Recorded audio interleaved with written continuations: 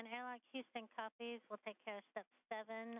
In the meantime, you are go to press it into steps 9 through 15 if those have not already been completed. Copy. 9 through 15 are indeed complete. We copy. And Jack, while I have you, just FYI, answer on the SSC for the Russian camera. Our intent right now is to put both the high-def camera and the stream from the Russian segment on SSC 12, so you have both of them on that single SSC. However, if you prefer, we could also route that Russian view to a separate SSC, SSC 7, so you can let us know what your preference is.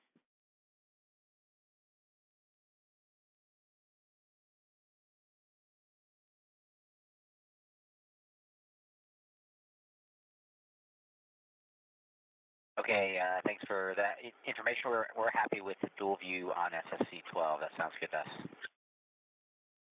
Okay, perfect. Thank you.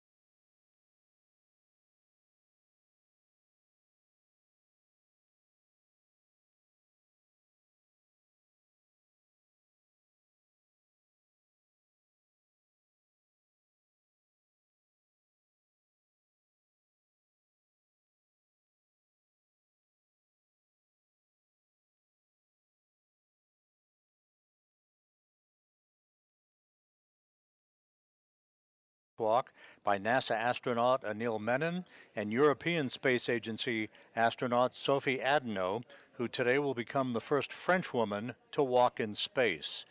Their goal is to replace a faulty space-to-ground antenna, a dish-like antenna, one of two such antennas that reside side by side on the Z1 truss in the center section of the truss or the backbone of the International Space Station.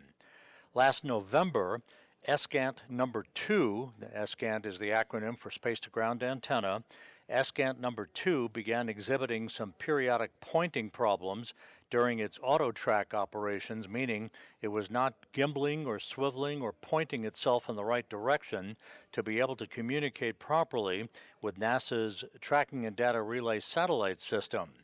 As a result, those problems have worsened as time has gone on.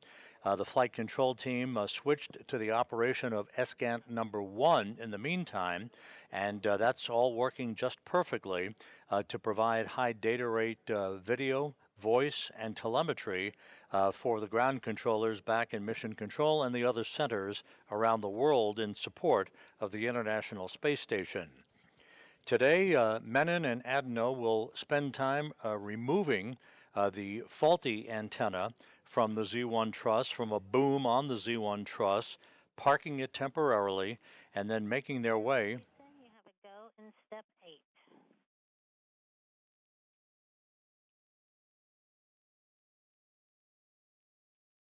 Happy go in step 8. Here on the ground, you just heard communications between Kathy Bolt, who is the spacecraft communicator, soon to go off shift, handing over those duties to Steven Zenter. We'll be identifying all of the key players for you as soon as the shift handover is complete. Menon and Adeno will spend time at various work sites removing the faulty space-to-ground antenna from a boom on the Z1 truss, parking it temporarily, and then making their way to one of 3 spare parts depots that are located on the truss of the International Space Station.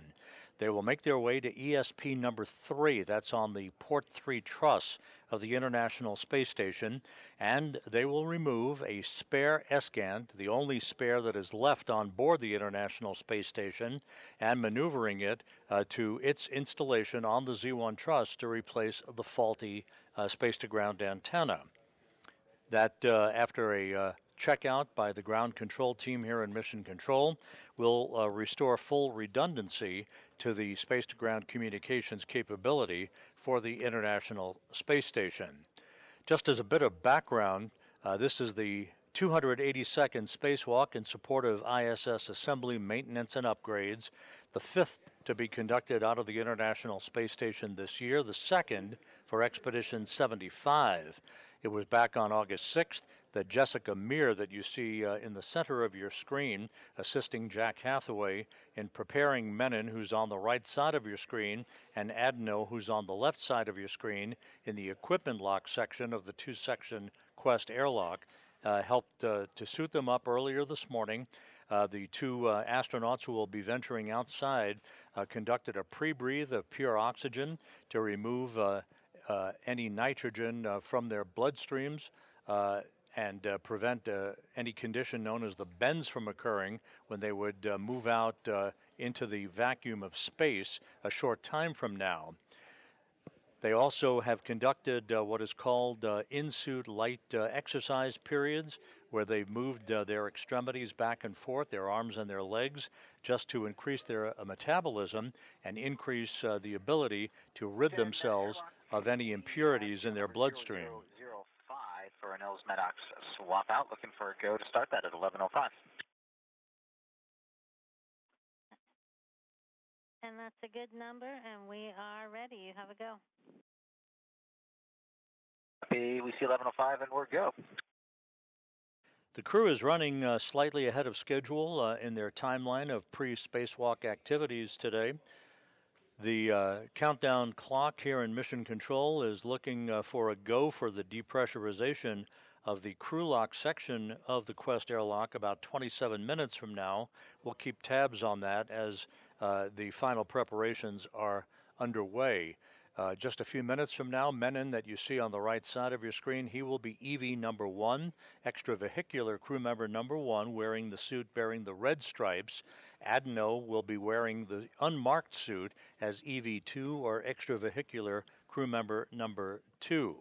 This is the second spacewalk for Anil Menon. He joined Jessica Meir outside the station back on August 6th. For a spacewalk that was 6 hours and 27 minutes in duration. This will be the first spacewalk for Sophie Adno. The International Space Station is currently flying 260 miles above the Earth in a trajectory from northwest to southeast across northern Africa in an orbit inclined 51.6 degrees to either side of the equator. Just to give you a little additional historic perspective on the space-to-ground antennas that we're dealing with today, the very first space-to-ground antenna that was installed on the International Space Station's Z1 truss was carried into orbit on the STS-92 mission in October of 2000 and installed by astronauts Leroy Chiao and Bill MacArthur. The spare SGANT, or space-to-ground antenna, that is being installed today to replace the degraded antenna was delivered on the STS-127 mission and installed by astronauts Dave Wolf and Tom Marshburn on the 40th anniversary of Apollo 11's landing on the moon on July 20th, 2009. The antenna that is being replaced, that began to deteriorate in its swiveling or gimbling capability last November, the faulty antenna that's being replaced today was initially installed on the STS-132 mission in May of 2010 by astronauts Garrett Reisman and Steve Bowen.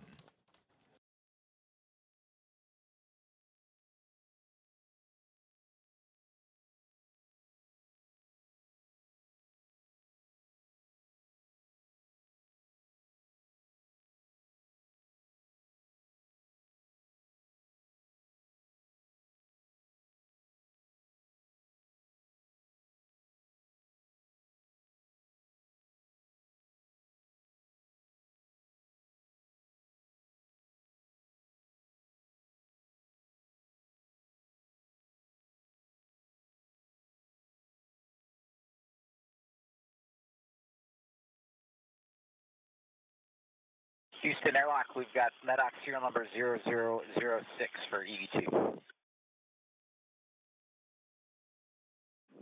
And we copy 0006 for Sophie, and that's a good number.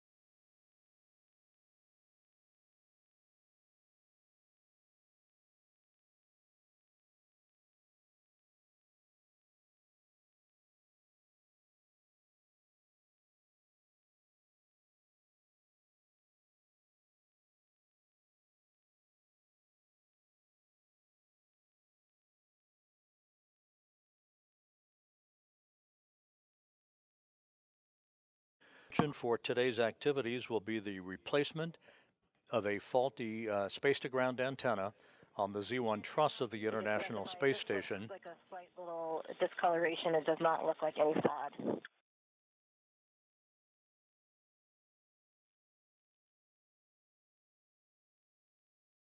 Okay, we copy. Stand by.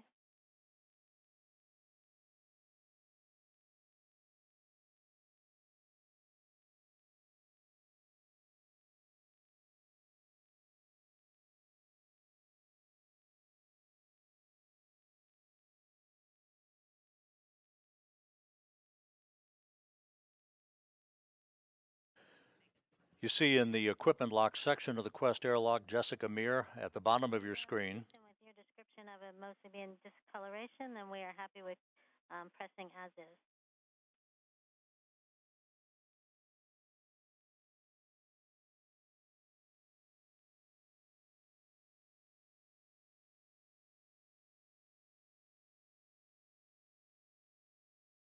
Copy.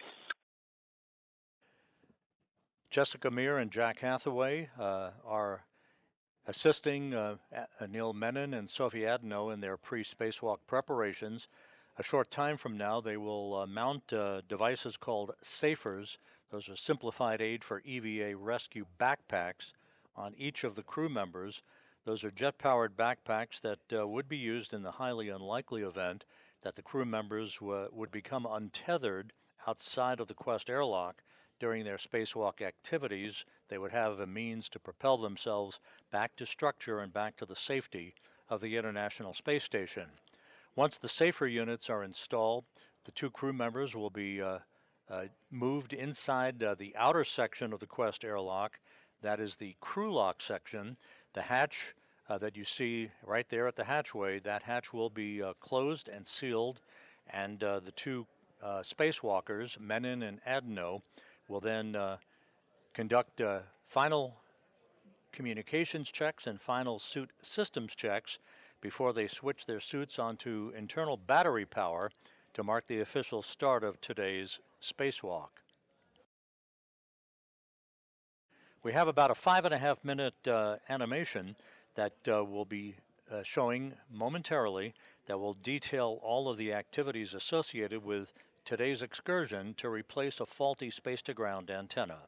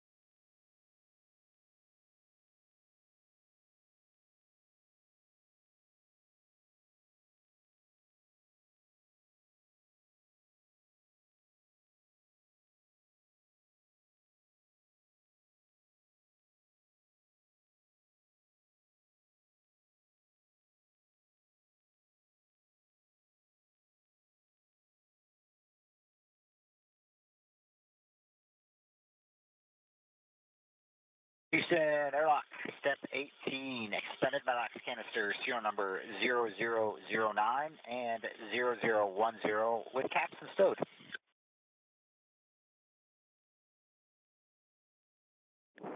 We copy. Good numbers.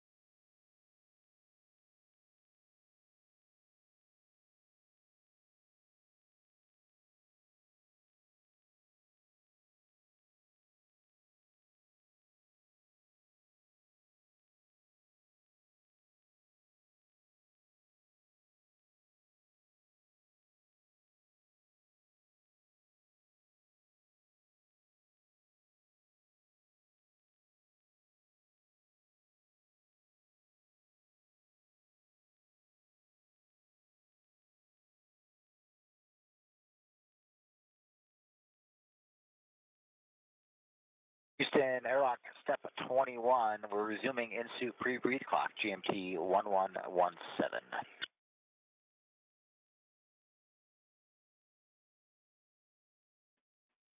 And we copy 1117.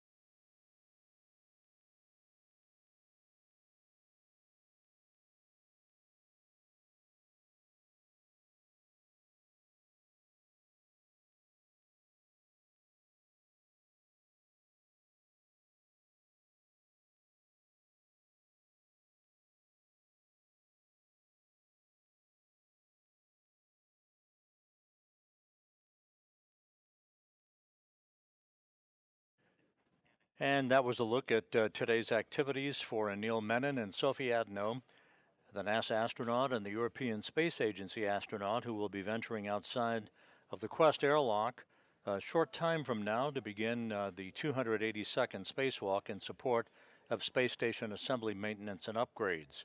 A shift handover has been completed here in the flight control room in Mission Control. At the bottom of your screen, you have Flight Director Chris Dobbins, who is the flight director for today's spacewalk. To his left is Chloe Mering, the flight director who will preside over the next spacewalk on August 25th, that will see crew members go outside the Quest airlock for the third time this month to conduct a variety of different tasks in reconfiguring systems and electronics on the outside of the station. But today's focus of attention is the replacement of this faulty space-to-ground antenna that was first delivered to the station on the STS-127 mission in 2009. It has been parked on ESP-3, the external stowage platform number 3, on the outside of the space station, the only spare space-to-ground antenna that remains available for use on the station. It will replace a faulty antenna that began to degrade in its gimbling or swiveling capability back last November.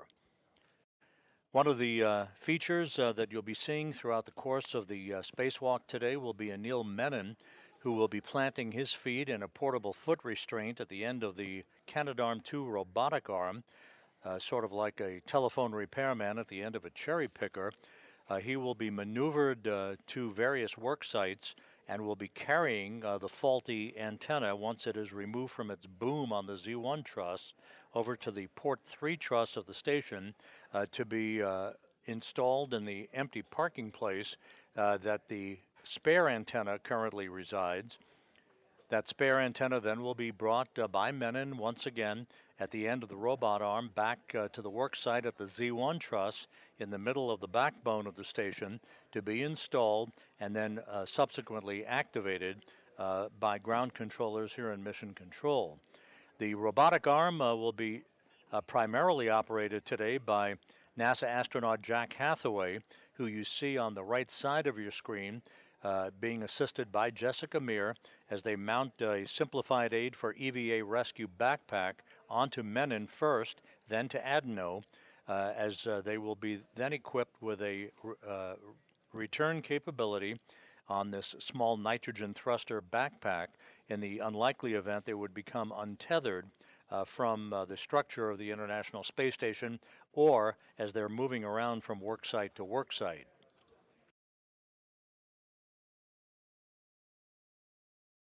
Earlier today, the crew was breathing pure oxygen to cleanse the nitrogen out of their bloodstreams, preventing any event of decompression sickness from occurring once they step out into the vacuum of space.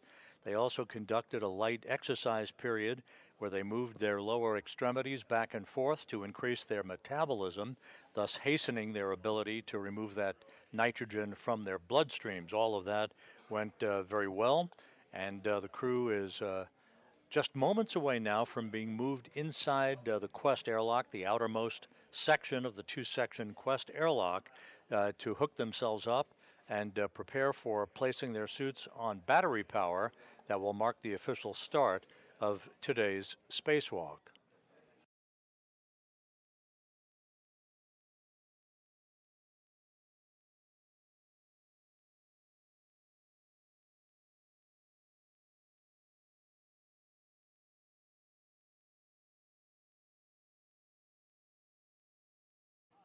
Here in Mission Control, you'll be hearing the voice for a while of Steven Zenter. He is the spacecraft communicator who will be, he is seated to the right of Flight Director Chris Dobbins. Zenter will be talking to the crew up until the time that the final preparations will be undertaken prior to the suits being placed on battery power. The spacewalk choreographer, if you will, or the IV, the astronaut who will be on console talking directly to the crew during the EVA itself, is veteran astronaut Anne McClain. She is not in the field of view at the moment. She'll be on console momentarily. She is in the room, and she'll be the voice you'll be hearing as she runs through the step-by-step procedures with Menon and Adno while they're conducting their work outside in the void of space.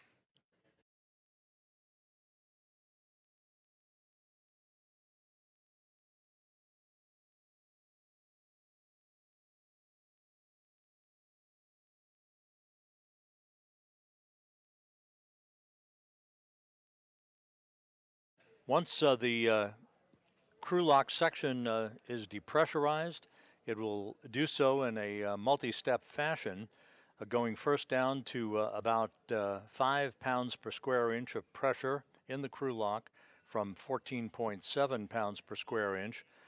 There will be a pause to enable ground controllers to check out systems and for the crew members to conduct final checks of their suits, making sure that they're leak-free.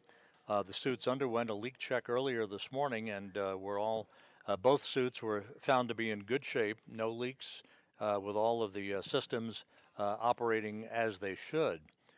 Once that momentary pause in the depressurization of the crew lock is conducted, the depressurization then will resume down to vacuum, enabling the two crew members to open the outer thermal hatch and then the hatch on the crew lock section prior to placing their suits on battery power.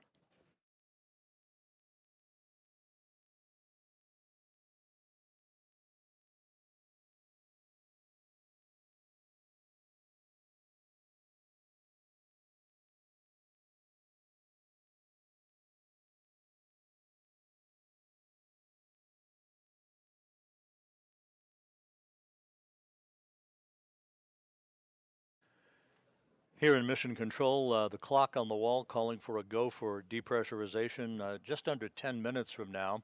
We'll continue to track that time. Once the depressurization begins, which is implied to start at about 6:36 a.m. Central Time, it will be about 30 minutes or so before we actually begin the spacewalk that is marked officially by the suits being placed on battery power. That puts us about 25 or so minutes ahead of the timeline, but we'll continue to track the official start time for you as we get a bit closer.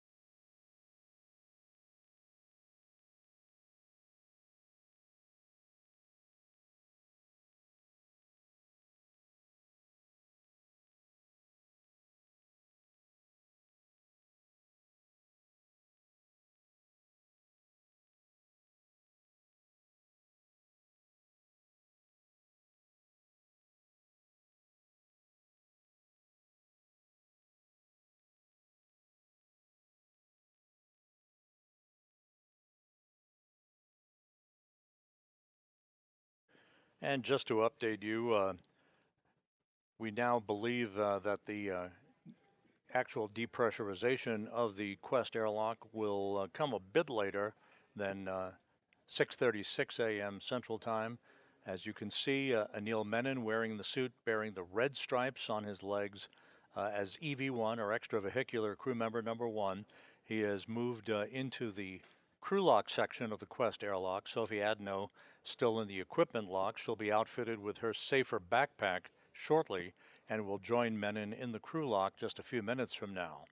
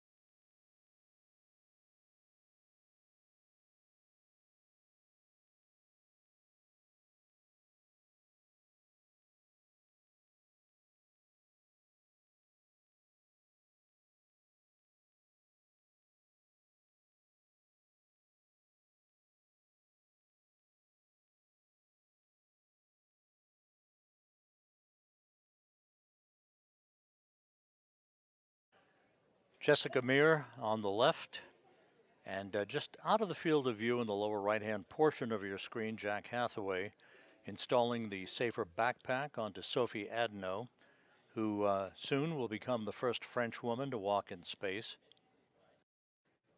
Adno, representing the European Space Agency today, joining Anil Menon for what is planned to be about a 6.5-hour spacewalk. Could go longer, as the two crew members for Expedition 75 join together in the replacement of a faulty space-to-ground antenna.